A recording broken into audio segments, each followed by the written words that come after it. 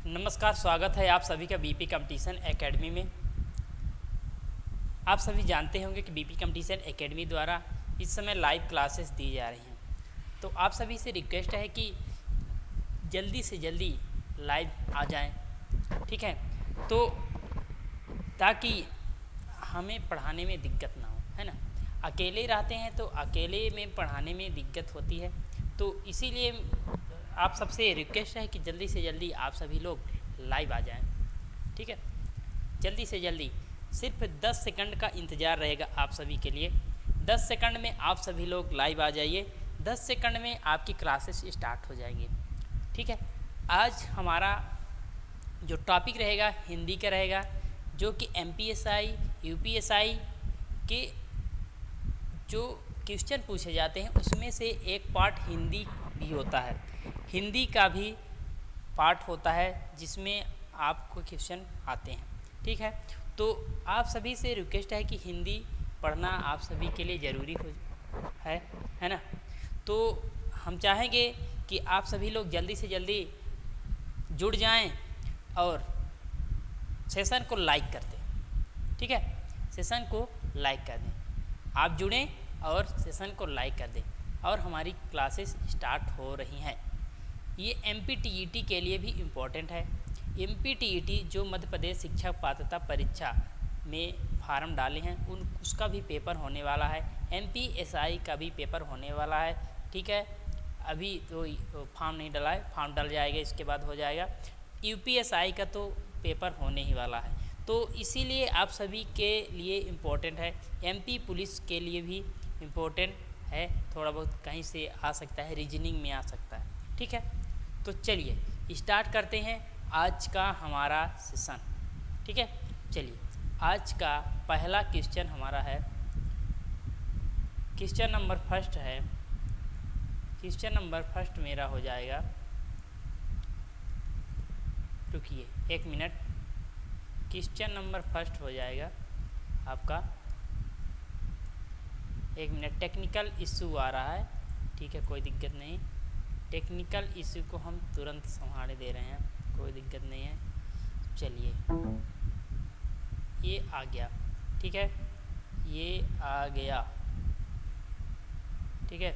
ये तो आज का पहला क्वेश्चन है, निम्नलिखित विकल्पों में से कौन सा शब्द सूर्य का पर्यायवाची नहीं है। कौन सा ऐसा शब्द है जो सूर्य का पर्यायवाची नहीं है। सूर्य का पर्यायवाची कौन सा शब्द नहीं है। सूर्य का पर्यायवाची कौन सा शब्द नहीं है। आ नंबर राकेश, ब नंबर दिनकर, स नंबर रवि, द नंबर दिवाकर, ठीक है। 4 ऑप्शन है आप सभी के लिए। 5 सेकंड का आपके लिए समय है। 5 सेकंड में आप जवाब दीजिए कि सूर्य का पर्यायवाची कौन सा नहीं है, ठीक है। कौन सा सूर्य का पर्यायवाची नहीं है, ठीक है। तो कोई बात नहीं, अ नंबर इसका राइट आंसर होगा। राकेश सूर्य का पर्यायवाची नहीं है। राकेश सूर्य का पर्यायवाची नहीं है।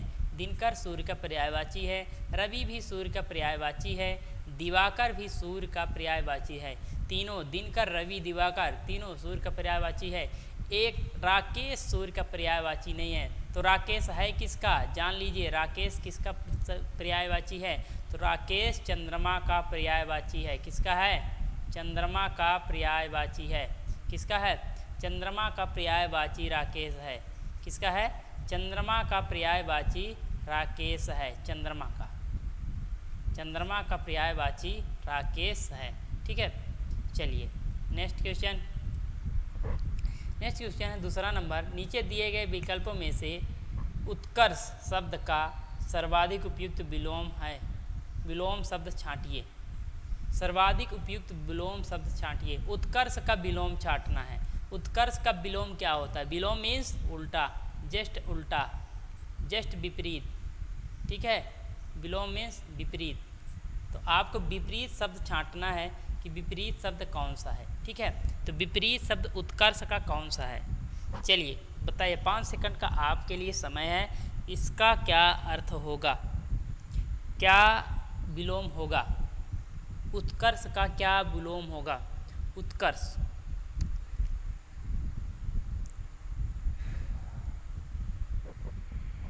उत्कर्ष उत्कर्ष का, चलिए कोई बात नहीं, उत्कर्ष का राइट आंसर हो जाएगा स नंबर, इसका हो जाएगा अपकर्ष।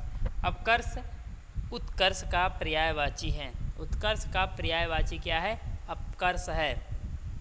पतन, ये पर्यायवाची बोल दिए, सॉरी उत्कर्ष का विलोम पूछा था ना, उत्कर्ष का विलोम हो जाएगा अपकर्ष। क्या हो जाएगा? अपकर्ष। उत्कर्ष का विलोम हो जाएगा अपकर्ष। पतन किसका विलोम है? तो पतन विलोम हो जाएगा पतम उत्थान का विलोम है।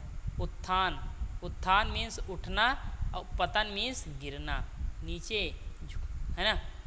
पतन, पतन हो जाना है ना। उत्थान मीन्स ऊपर की ओर हो जाना, बढ़ जाना, ठीक है।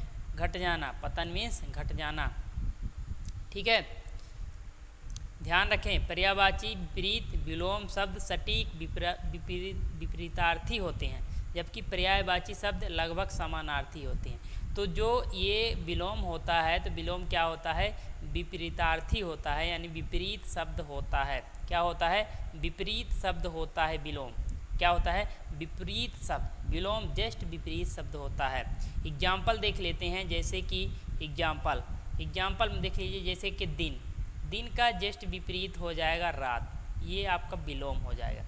रात का दिन, दिन का रात, विलोम हो जाएगा। ऊपर, ऊपर का हो जाएगा नीचे, ठीक है, जस्ट विपरीत हो रहा है, ठीक है। महिला का हो जाएगा पुरुष, महिला का हो जाएगा पुरुष, महिला का पुरुष, ठीक है। तो ये आपके क्या हैं? विपरीतार्थी शब्द हैं, जस्ट विलोम शब्द हैं। चलिए नेक्स्ट क्वेश्चन। नेक्स्ट क्या पूछा है? नेक्स्ट में पूछा है आपका, सुरेश शब्द में कौन सी संधि है? सुरेश शब्द में कौन सी संधि है? सुरेश शब्द में कौन सी संधि है? पूछा है कि सुरेश शब्द में कौन सी संधि है। तो आप सभी लोग जल्दी से जल्दी जवाब दीजिए। सुरेश शब्द में कौन सी संधि होगी? सुरेश शब्द में कौन सी संधि होगी? तो सुरेश शब्द में आपकी संधि होगी, सुरेश शब्द में कौन सी संधि होगी? तो आ नंबर आपका ऑप्शन है दीर्घ संध, ब नंबर गुण संध, स नंबर यण संध, द नंबर वृद्धि संध। तो आपको चारों ऑप्शन में बताना है कि कौन सी सुरेश शब्द में संधि होगी। सुरेश शब्द में कौन सी संधि होगी? तो सुरेश शब्द की बात की गई है, तो सुरेश शब्द में आपकी संधि होगी, सुरेश शब्द में होगी गुण संधि होगी। क्या होगी? गुण संधि होगी। सुरेश शब्द में गुण संधि होगी। गुण संधि कैसे होगी, इसको हम आपको बता रहे हैं कि गुण संधि कैसे होगी।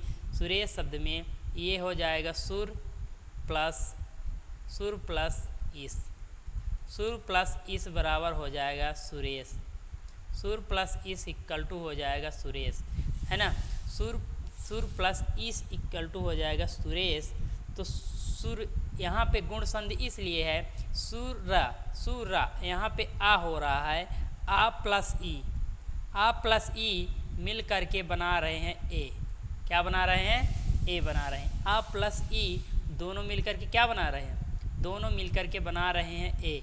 आ प्लस ई से ए हो जा रहा है। तो इसमें क्या हो जाएगा? गुण संधि का यह क्या होता है?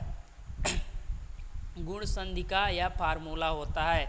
आ प्लस ई से ए हो जाएगा, आ प्लस ई से ए हो जाएगा। तो यहाँ पे क्या हो जाएगा? गुण स्वर संधि होगा। जैसे मान लीजिए छोटा आ, ये आ हो गया, छोटा आ हो गया, छोटा आ, ठीक है, या कि बड़ा आ, इन दोनों को मिलान किससे हो जाए? किससे हो जाए? ई से हो जाए, या कि ई से हो जाए, या कि बड़ी ई से हो जाए। तो ये बना देते हैं, क्या बना देते हैं? ये बना देते हैं ए। क्या बना देते हैं? ए बना देते हैं, ठीक है, ए बना देते हैं, ठीक है। तो इस प्रकार से जहाँ कहीं आपको देखने को मिलता है आ प्लस ई ए बन रहा है, तो यहाँ पे आपका गुण स्वर संधि होगा। ये आपको पहचानना पड़ेगा, ठीक है। स्वर संधि के ये प्रकार है, स्वर संधि के प्रकार है गुण स्वर संधि, गुण स्वर संधि यहाँ पे हो जाएगा। चलिए नेक्स्ट क्वेश्चन आपका क्या बोला जा रहा है? चलिए नेक्स्ट है, अवसरवादी अर्थ किस लोकोक्ति से निकलता है? अवसरवादी किससे मिलकर बना है? चलिए, अवसरवादी किस शब्द से, किस लोकोक्ति से निकलता है? तो चारों ऑप्शन आपको पढ़ना है, आपको समझ में आ जाएगा कि अवसरवादी क्या है, कौन सा है ऐसा शब्द जो कि अवसरवादी का अर्थ दे रहा है। आ नंबर है, खरबूजे को देखकर खरबूजा रंग बदलता है। खरबूजे को देखकर खरबूजा रंग बदलता है। दूसरा हो जाएगा, गंगा गए गंगादास, जमुना गए जमुना दास। ठीक है। तीसरा हो जाएगा, आधा तीतर आधा बटेर। आधा तीतर आधा बटेर। द नंबर है, आँख का अंधा गांठ का पूरा। आँख का अंधा गांठ का पूरा। अवसरवादी, सही अर्थ कौन सा होगा अवसरवादी? बहुत अच्छा, बहुत अच्छा है, आप सभी लोग जवाब दे रहे हैं, बहुत अच्छा। ठीक है, कौन सा हो जाएगा? खरबूजे को देखकर खरबूजा रंग बदलता है। गंगा गए गंगादास, जमुना गए जमुना दास। आधा तीतर आधा बटेर, आँख का अंधा गांठ का पूरा। ये चार ऑप्शन आपके हैं, कौन सा सही हो जाएगा? चलिए बताइए कौन सा सही हो जाएगा। चलिए, इसका राइट आंसर हो जाएगा ब नंबर हो जाएगा। इसका ब नंबर राइट आंसर हो जाएगा। क्या हो जाएगा? गंगा गए गंगादास, जमुना जमुना गए जमुना दास। क्या? गंगा गए गंगादास, जमुना गए जमुना दास। ये है अवसरवादी। अवसरवादी, जैसा मौका देखे वैसा हो गए। क्या हो गए? जैसा मौका देखे, जैसा मौका देखे, जैसा मौका देखे वैसा हो गए। कैसा हो गए? जैसा मौका देखे वैसा हो गए। क्या हो गए? गंगा गए गंगादास, जमुना गए जमुना दास। अवसरवादी व्यक्ति है ना, अवसरवादी व्यक्ति जैसा मौका देखते हैं वैसा बन जाते हैं। आपको समझ में नहीं आएगा, आपको देखकर आप जैसे हो जाएंगे, दुश्मन को देखकर दुश्मन जैसे हो जाएंगे, है ना, तो आपको समझ में नहीं आएगा। अवसरवादी व्यक्ति इसी को कहते हैं। चलिए नेक्स्ट क्वेश्चन क्या है? निम्नलिखित विकल्पों में से कौन सा शब्द पूजना क्रिया की भाववाचक संज्ञा है? पूजना क्रिया की भाववाचक संज्ञा है। पूजना, पूजना, पूजा करना जी, पूजना, है ना। क्या हो जाएगा? भाववाचक संज्ञा। पूजना का भाववाचक संज्ञा क्या हो जाएगा? पूजना का भाववाचक संज्ञा क्या हो जाएगा? ठीक है, पूजना का भाववाचक संज्ञा क्या हो जाएगा? आ नंबर पूजावा, ब नंबर पूजा, स नंबर पूजास, द नंबर पुजारी। तो क्या हो जाएगा? राइट आंसर क्या हो जाएगा? राइट आंसर क्या हो जाएगा? पूजास पुजारी। आ नंबर पूजावा, ब नंबर पूजा, स नंबर पूजास, द नंबर पुजारी। तो कौन सा राइट आंसर हो जाएगा आप सभी के लिए? ठीक है, चलिए बताइए। इसका ब नंबर राइट आंसर होगा। ब नंबर पूजा राइट आंसर होगा। पूजा इसका राइट आंसर होगा। ये भाववाचक संज्ञा है। क्या है? भाववाचक संज्ञा है। पूजा क्या है जी? पूजा भाववाचक संज्ञा है। पुजारी क्या है? पुजारी जातिवाचक संज्ञा है। पुजारी जातिवाचक संज्ञा है। पुजारी जातिवाचक संज्ञा है। ठीक है, संज्ञा, ये संज्ञा है। पुजारी जातिवाचक संज्ञा है। भाववाचक कौन? जिसको भाव देखकर क्रिया होती है। ठीक है, जिसमें भाव होता है भाववाचक संज्ञा। जातिवाचक जो किसी जाति को बोध कराता है, जैसे कि पुजारी हो गए, ठीक है ना, पुजारी हो गए, विद्यार्थी हो गए, ये स्पेशल एक प्रकार की जाति है ना, ये जातिवाचक संज्ञा हो जाएंगे। विशेष प्रकार की जातियों को व्यक्त कर रहे हैं। पुजारी, विद्यार्थी, ठीक है ना, ठीक है ना, तो ये पुलिस, ठीक है, ये सभी क्या हैं? जातिवाचक संज्ञा हैं। चलिए अगला क्वेश्चन देखिए। चलिए अगला क्वेश्चन देखिए क्या है। दिए गए, अगला क्वेश्चन है, दिए गए शब्द के निम्नलिखित रूपों में से शुद्ध रूप बताइए। दिए गए शब्द में निम्नलिखित रूपों में शुद्ध रूप बताना है आपको। क्या बताना है? शुद्ध रूप आपको बताना है। शुद्ध रूप आपको बताना है। शुद्ध रूप क्या है? शुद्ध रूप आ नंबर है आकस्मिक, ब नंबर है आकास्मिक, स नंबर है आकस्मिक, द नंबर है आकस्मिक, द नंबर है आकस्मिक। तो कौन सा शुद्ध रूप हो जाएगा? आप सभी लोग बताइए कौन सा शुद्ध रूप हो जाएगा? चलिए बताइए कौन सा शुद्ध रूप होगा? ये आ नंबर इसका राइट आंसर होगा। आ नंबर इसका राइट आंसर होगा। आ नंबर आकस्मिक। आकस्मिक बिल्कुल शुद्ध है, बाकी ये जो हैं शुद्ध नहीं है। ठीक है ना, इसमें आकस्मिक है, आकस्मिक है यानी आकस्मिक। आकस्मिक यानी अचानक। क्या है? आकस्मिक मीन्स अचानक होने वाला, आकस्मिक घटनाएं। ठीक है, आकस्मिक इसका शुद्ध रूप हो जाएगा। चलिए अगला क्वेश्चन देख लेते हैं क्या है। अगला क्वेश्चन है दिए गए शब्द के लिखित रूपों में से शुद्ध रूप बताइए। दिए गए शब्द के शुद्ध रूप बताइए। देखिए इसमें कौन सा शुद्ध होगा? रचयिता, रचयिता, रचयिता, रचयिता। कौन सा शुद्ध रूप होगा? चलिए 5 सेकंड का समय है आप सभी लोग के लिए। चलिए बता दीजिए कौन सा शुद्ध रूप है? कौन सा शुद्ध रूप है? चलिए बताइए कौन सा शुद्ध रूप है? रचयिता। इसका आ नंबर बिल्कुल सही है, रचयिता। आ नंबर बिल्कुल सही है, रचयिता, रचयिता। ठीक है, चलिए आगे बढ़ते हैं। 8वां नंबर क्वेश्चन है निम्नलिखित शब्दों के दिए गए लिखित रूपों में से वर्तनीगत शुद्ध शब्द छांटिए। शुद्ध शब्द छांटिए। शुद्ध शब्द इसमें से कौन सा है? ठीक है, इसमें से शुद्ध शब्द कौन सा है? कौन सा शुद्ध शब्द है? बताइए बताइए कौन सा शुद्ध शब्द है? चलिए इसमें लगभग हमारे हिसाब से 2 शुद्ध शब्द मिल रहे हैं, मुसीबत और एकत्र। ठीक है, मुसीबत और एकत्र। ऐनक हो जाएगा आपके, ये ऐनक। ठीक है, और प्रसन्न हो जाएगा ये वाला और ये वाला सा होगा, और प्रसन्न ये हो जाएगा प्रसन्न। मुसीबत सही है, एकत्र सही है। इसमें तीन गलत होना चाहिए, एक सही होना चाहिए। चलिए कोई बात नहीं है, आपको जानकारी हो गई। मुसीबत भी सही है और एकत्र भी सही है। चलिए अगले क्वेश्चन में चलते हैं। अगला है 9वां नंबर। 9वां नंबर है कि निम्नलिखित शब्दों में से कौन सा शब्द पुल्लिंगवाची है? कौन सा शब्द पुल्लिंगवाची है? पुल्लिंगवाची है। कौन सा शब्द पुल्लिंगवाची है? आ नंबर है मनोहारी, प नंबर है भगवती, स नंबर है गुणवती, द नंबर है महती।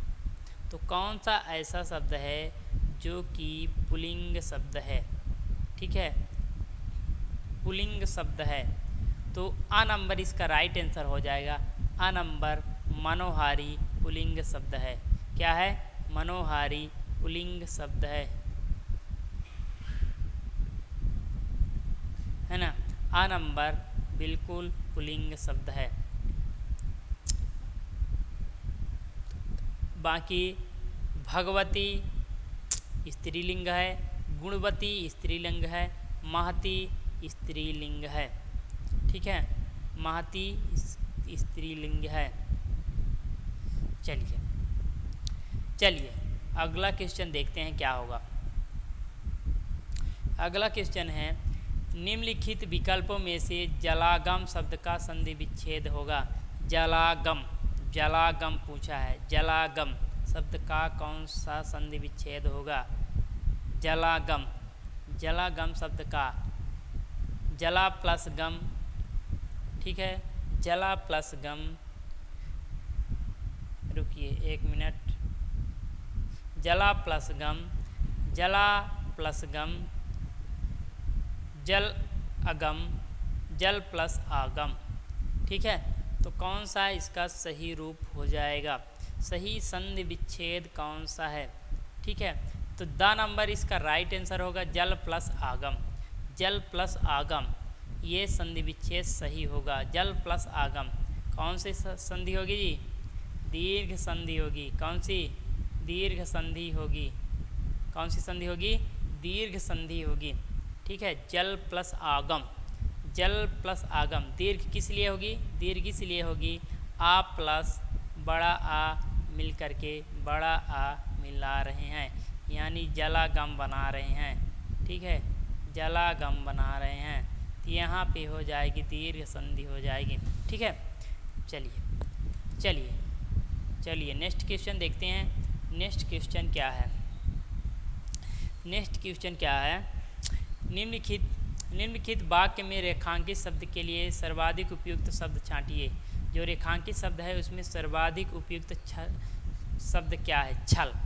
छल यहाँ पे रेखांकित किया गया है, तो छल के लिए क्या सही होगा? छल के लिए क्या सही होगा? आ नंबर मार, ब नंबर ठग, स नंबर रख, द नंबर खा। तो क्या सही होगा छल के लिए? छल, छल करना, किसी के साथ छल करना क्या हो जाएगा जी? है ना, छल से कुछ कर लेना, छल दुष्टता दिखाना। ठीक है, दुष्टता, दुष्ट होना, छल। तो छल का सही अर्थ क्या हो जाएगा? सर्वाधिक उपयुक्त शब्द बताइए। तो छल का सही अर्थ ठग हो जाएगा। क्या हो जाएगा? ठग हो जाएगा। ठग लोगों को ही हम छल कपटी बोलते हैं। ठग, छल करना। ठीक है, कपटी, कपटी व्यक्ति। ठीक है, शत्रुता, शत्रुता दिखाना, ये हो जाएगा आपका छल करना। क्या हो जाएगा? छल करना। ठग को ही हम क्या बोलते हैं? छल बोलते हैं, छली व्यक्ति। ठीक है, वही है। चलिए, 12वां नंबर है ईदगाह कहानी का रचयिता कौन है? ईदगाह कहानी का रचयिता कौन है? चलिए, आप लोग ईदगाह की कहानी सुने रहे होंगे। छोटा सा बच्चा रहता है जो कि बाज़ार में क्या खरीदता है?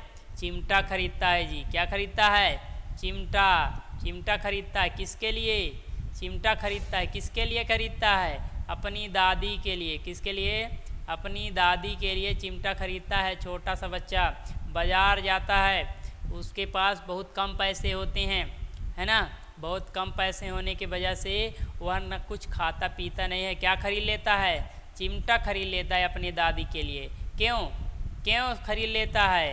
रोटी सेकने के लिए जी। किसके लिए? रोटी सेकने के लिए। आप सभी लोग तो पैसा पूरा गंवा के चले आओगे बाज़ार जाके, है ना।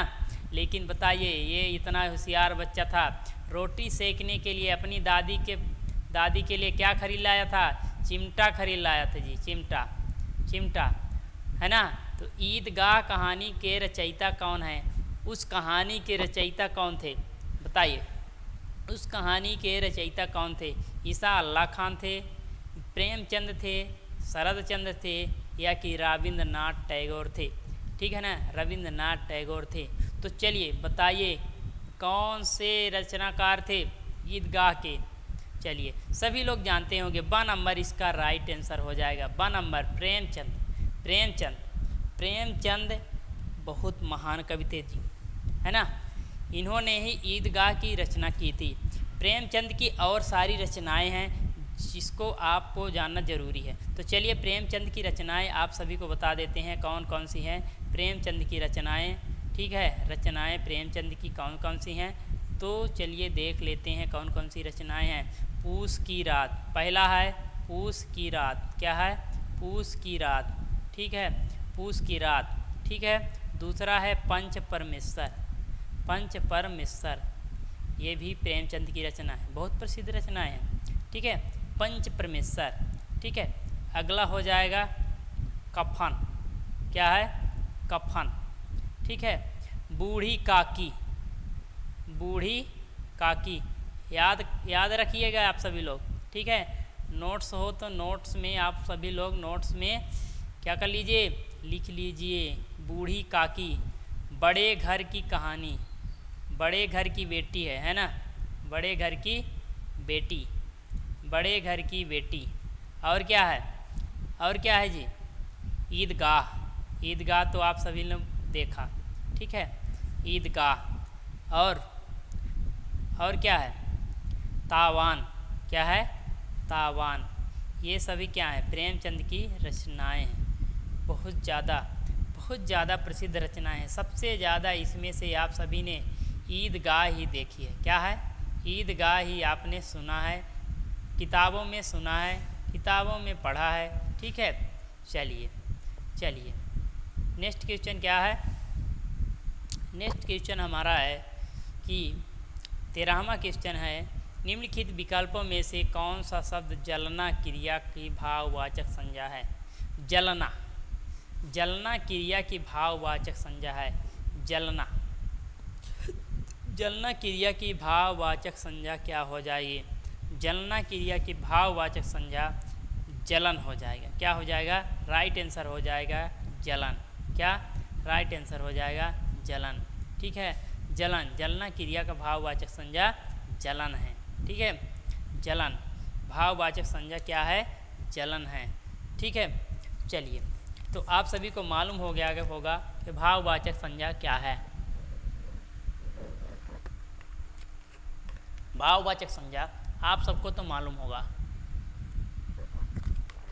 जिसमें हमारा भाव प्रकट होता है जी, है ना, जिसमें हमारा भाव प्रकट होता है उसे क्या कहते हैं? भाववाचक संज्ञा कहते हैं। चलिए अगला क्वेश्चन देखते हैं। अगला क्वेश्चन देखते हैं। 14 नंबर है, असंभव कार्य कर डालना किस मुहावरे का अर्थ है? असंभव कार्य कर डालना, असंभव कार्य कर डालना, असंभव कार्य, ठीक है ना, जो संभव नहीं है जी, जो संभव नहीं है उसको कर दिया, क्या हो जाएगा? संभव कार्य करना। आकाश पर दिया जलाना, ब नंबर आकाश से बातें करना, स नंबर आकाश पताल के कुलावे मिलाना, द नंबर आकाश के तारे तोड़ना। क्या इसका राइट आंसर हो जाएगा? 5 सेकंड आप सभी के लिए है। चलिए बताइए क्या राइट आंसर हो जाएगा? चलिए बताइए। इसका राइट आंसर हो जाएगा आकाश के तारे तोड़ना। क्या हो जाएगा? आकाश के तारे तोड़ना, आकाश के तारे तोड़ना। असंभव कार्य करना मुहावरे का अर्थ है आकाश के तारे तोड़ना। आकाश के तारे तोड़ पाओगे जी? है ना? नहीं तोड़ पाओगे ना? आप सभी लोग तोड़ पाओगे? नहीं तोड़ पाओगे, बिल्कुल नहीं। इसीलिए इसका अर्थ है असंभव कार्य करना। आकाश के तारे तोड़ना मतलब असंभव कार्य करना। चलिए नेक्स्ट क्वेश्चन आप सबके लिए, नेक्स्ट क्वेश्चन आप सबके लिए है। चलिए पढ़ के जवाब दीजिए। तुलसीदास की रचना कौन सी है? 4 ऑप्शन है आप सभी के लिए, बता दीजिए कि तुलसीदास की रचना कौन सी है। तुलसीदास की रचना कौन सी है? चलिए बताइए आप सभी लोग, तुलसीदास की रचना कौन सी है? तुलसीदास की रचना आपकी कौन सी हो जाएगी? तुलसीदास की रचनाओं तो आ नंबर है भैरवे रामायण, ब नंबर रस मंजरी, स number Ram Lalla Nahchhu, the number Vinay Patrika. बहुत जल्दी आपको याद आ गया होगा, बहुत पहले आप लोग पढ़े थे ना तुलसीदास की रचनाएं, तो आपको याद आ गया होगा कि तुलसीदास की रचनाएं कौन सी हैं। सबकी मन में खुशी हो गई होगी, बहुत दिन बाद हम तुलसीदास की रचनाएं के बारे में पढ़ रहे हैं। तो क्या हो जाएगी तुलसीदास की रचना? चलिए बताइए, सभी लोग बताइए। ठीक है, चलिए बताइए क्या हो जाएगी तुलसीदास की रचना? तुलसीदास की रचना क्या हो जाएगी? चलिए कमेंट बॉक्स में जवाब दीजिए। नहीं मालूम? नहीं मालूम? चलिए बताइए तुलसीदास की रचना बताइए क्या हो जाएगा? सबसे सरल है, इसीलिए हम आपको टाइम दे रहे हैं। तब तक हम पानी पी लेते हैं, ठीक है? तब तक हम पानी पी लेते हैं, ठीक है? तुलसीदास की रचना,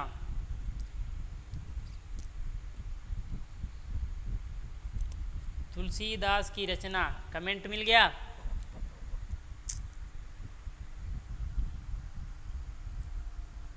नहीं मिला आप सबको? तुलसीदास की रचना, चलिए बताइए तुलसीदास की रचना क्या हो जाएगी? तुलसीदास की रचना बताइए।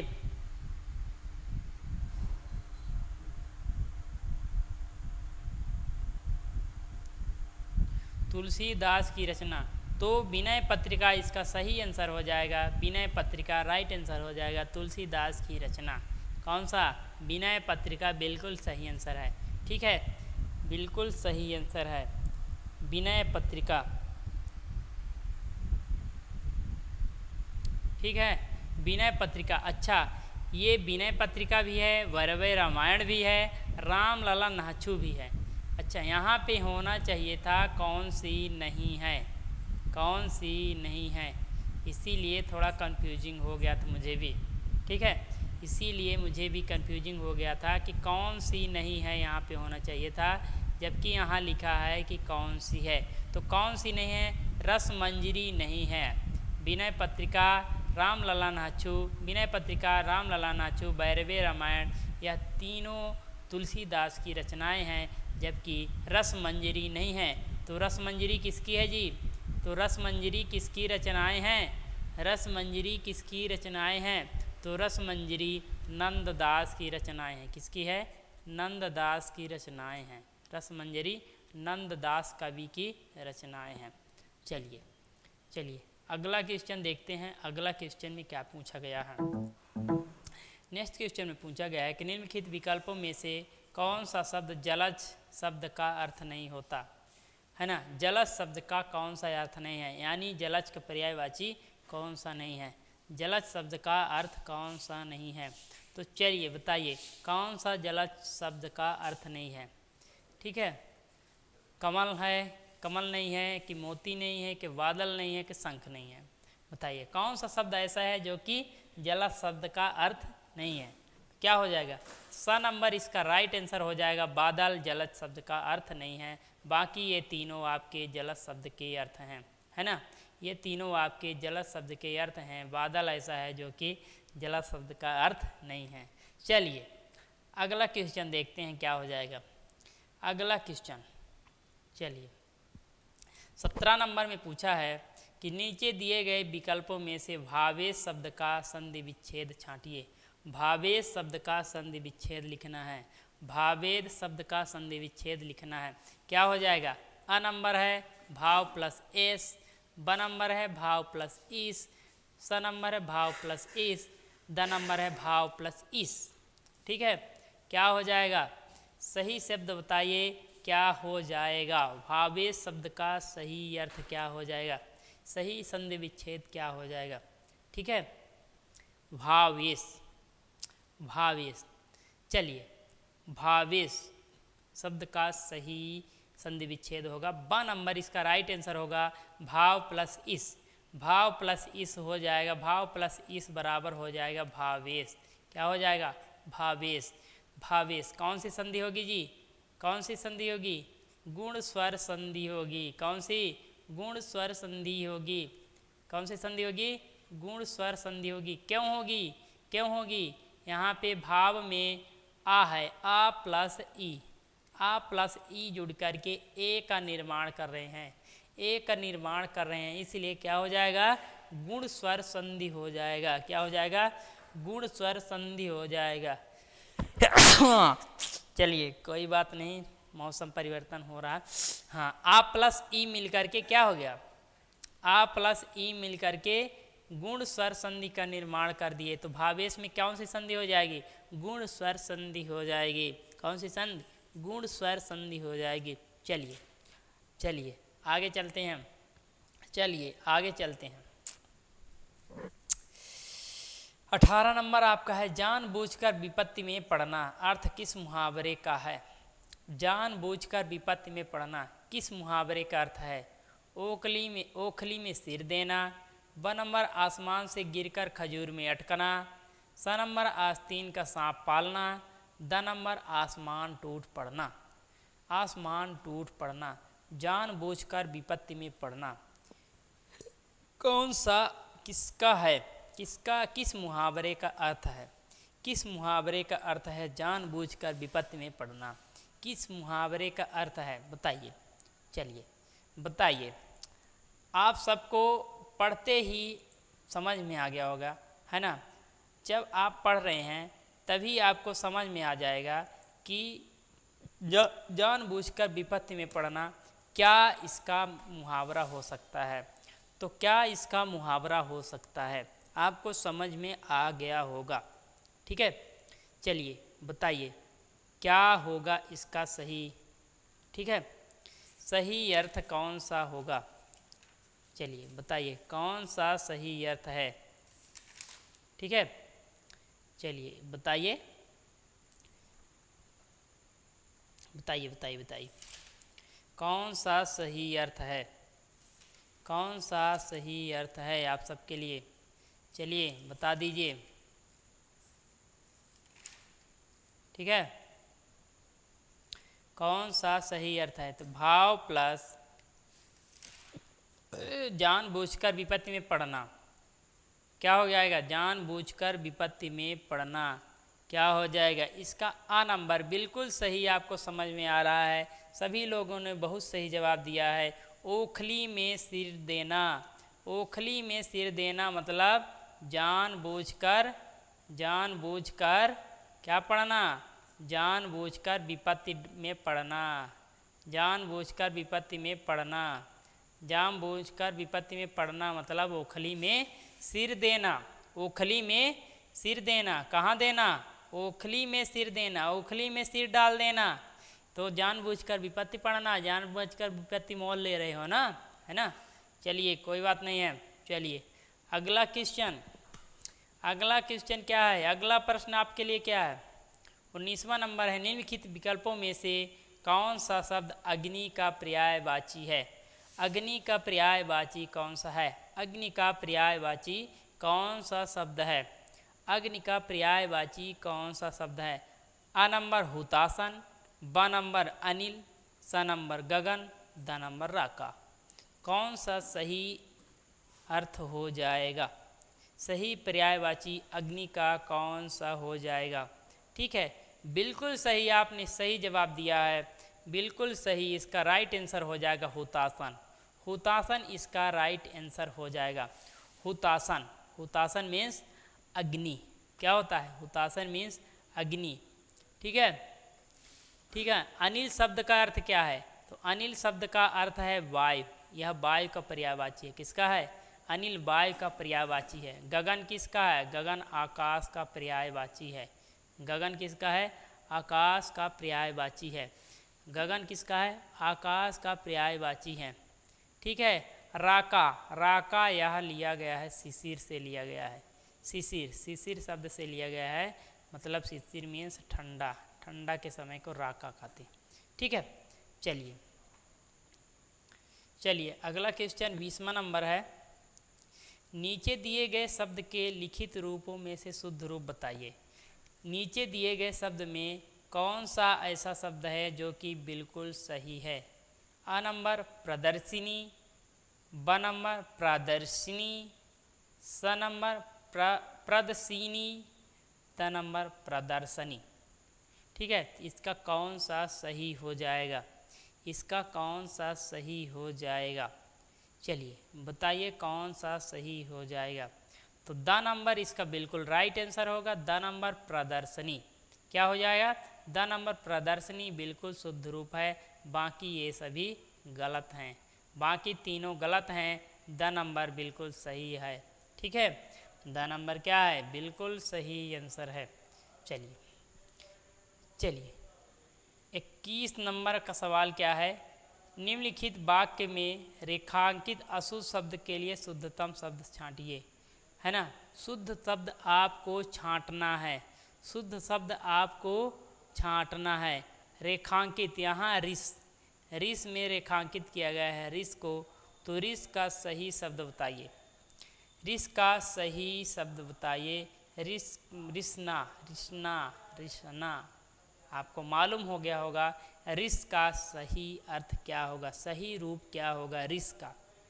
तो रिस का सही अर्थ क्या होगा, रिसना, रिसना, पिघल जाना, पिघलना, क्या हो जाएगा, पिघल, पिघल इसका सही अर्थ हो जाएगा। ठीक है, पिघलना, रिसना, धीरे धीरे रिसना यानी पिघलना।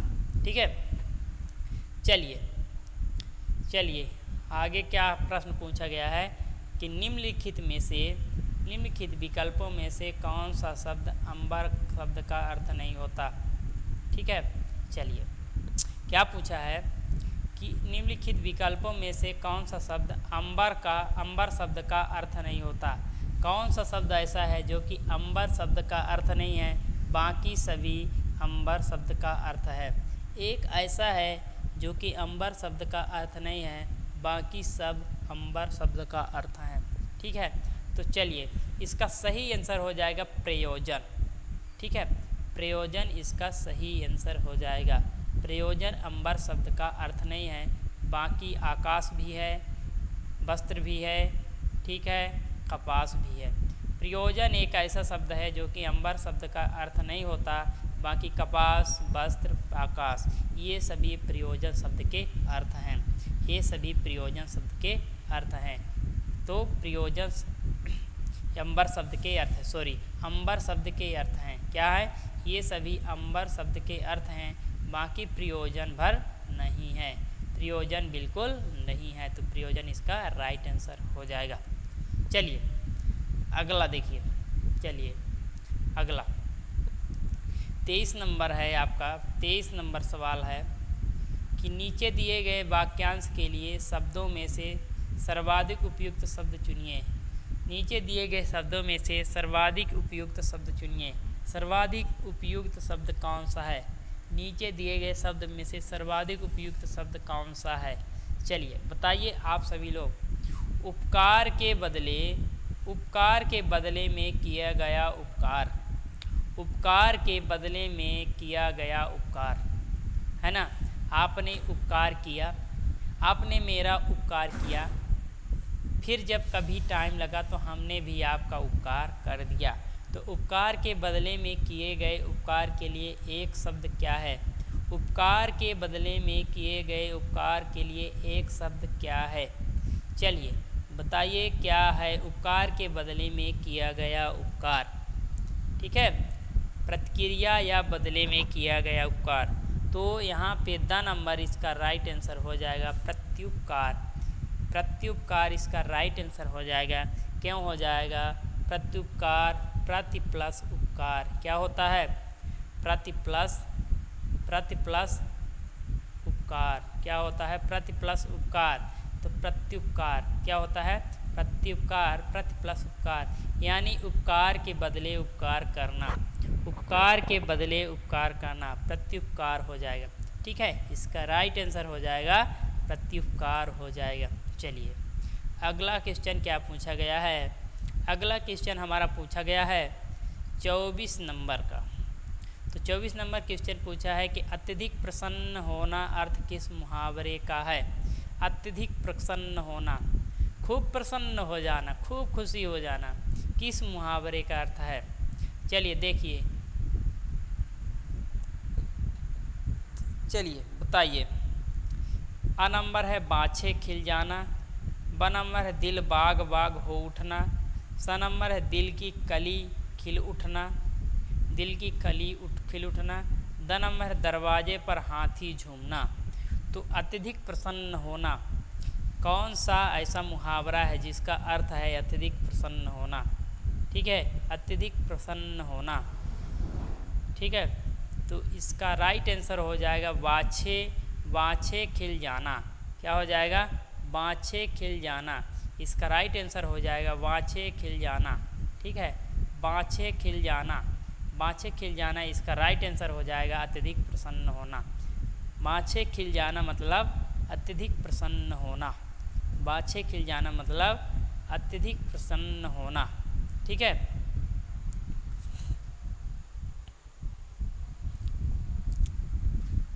ठीक है, अत्यधिक प्रसन्न होना।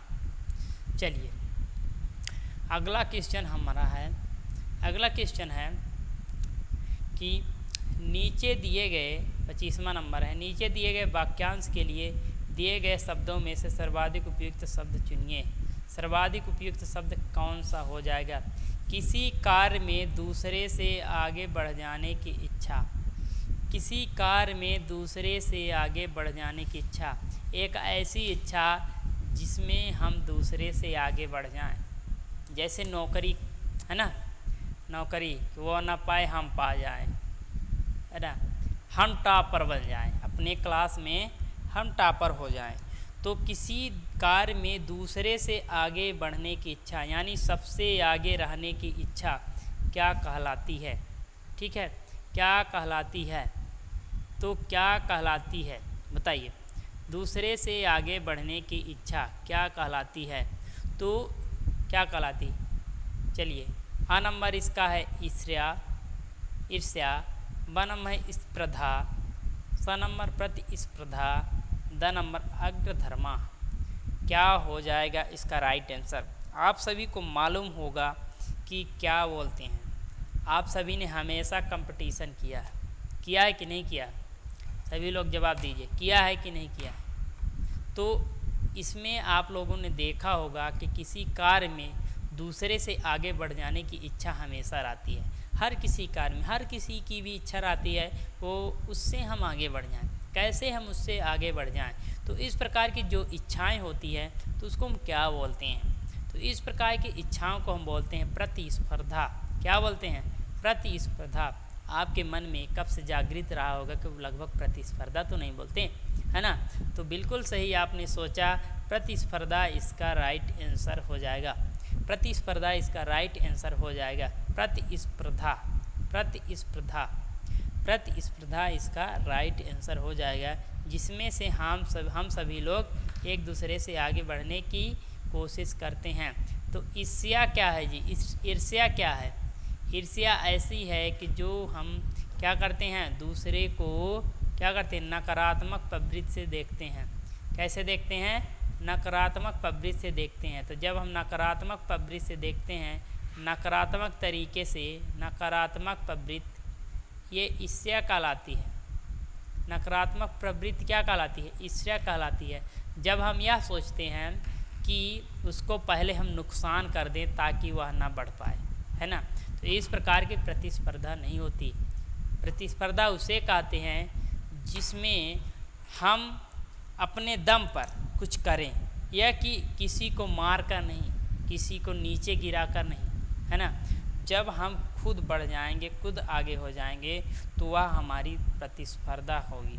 ठीक है, अब ऐसा नहीं कि हम कहीं जा रहे हैं उसको तोड़ दिए, है ना, उसको मार दिए, फिर अपने को आगे बताए कि हम सबसे ज़्यादा विजयी होंगे, तो ऐसे विजयी नहीं माने जाओगे। तो प्रतिस्पर्धा इसे नहीं बोलते हैं। प्रतिस्पर्धा बोलते हैं कि एक से बढ़ के एक, उससे बढ़ने की, मतलब उससे आगे कुछ करने की इच्छा, कुछ कर लेने की इच्छा, कुछ कर लेने की इच्छा प्रतिस्पर्धा कहलाती है। ठीक है ना? कुछ कर लेने की इच्छा क्या कहलाती है? प्रतिस्पर्धा कहलाती है। प्रतिस्पर्धा कहलाती है। तो चलिए, आज का हमारा सेशन यहीं पर आरंभ होता है। वो ठीक है, आज का हमारा सेशन यहीं पे लास्ट हो जाता है। तो अगली जो हमारी क्लासेस रहेंगी तो उसके लिए हम आप सभी को सूचित कर देंगे। ठीक है, तो आप सभी को क्या कर देंगे? सूचित कर देंगे, ताकि आप सभी लोग सही समय में फिर से हमारे क्लास को ज्वाइन कर लें। ठीक है, तो आप सभी को बहुत बहुत धन्यवाद। आपने इतना अपना अमूल्य समय दिया। अपना अमूल्य समय देने के लिए हम आपके बहुत आभारी हैं। चलिए, कोई बात नहीं, आपकी ज़िंदगी बनने वाली है। ठीक है ना? ये बिल्कुल आप मन से निकाल दीजिए कि हम कुछ नहीं कर पाएंगे। बिल्कुल आप कर पाओगे। ध्यान देना पड़ेगा, आपको पढ़ाई करनी पड़ेगी। ठीक है तो जो व्यक्ति जिन्होंने अभी चैनल को ज्वाइन किया है तो प्लीज़ चैनल को सब्सक्राइब कर दें। ठीक है, और वीडियो को लाइक कर दें, ताकि पता चल जाए कि आपने वीडियो देखा है। ठीक है, तो जल्दी से आप सभी ने लोग वीडियो को लाइक कर दीजिए, और जिन्होंने हमारे चैनल को सब्सक्राइब नहीं किया है तो वो चैनल को सब्सक्राइब कर लें।